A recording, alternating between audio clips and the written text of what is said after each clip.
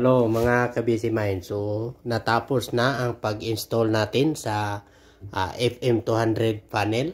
Yan. So yung tubo na yan, papunta yan sa mga dalawang detector, heat at saka smoke. So dalawang zone yan, isang heat, isang smoke. So dito naman, itong tubo na ito, dadaan sa itaas, papunta dito sa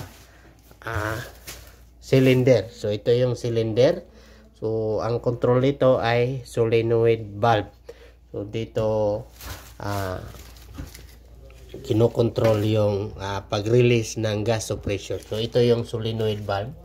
So hindi pa yan ikabit kasi hindi pa final yung operation. So ganyan ang FM200. So itong tubo na ito papunta yan sa bill. Yan.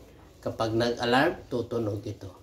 Talikuran yan, dalawang zone pa rin yan. Ang tawag yan, NAC 1, NAC 2. Yan. So, yan ang sounder, flasher. Yan ang pag-fit up ng FM200. So, ito naman, fire suppression system abort. So, pinipigilan natin ng pag-release ng gas suppression kapag hindi totoong sunog nangyari.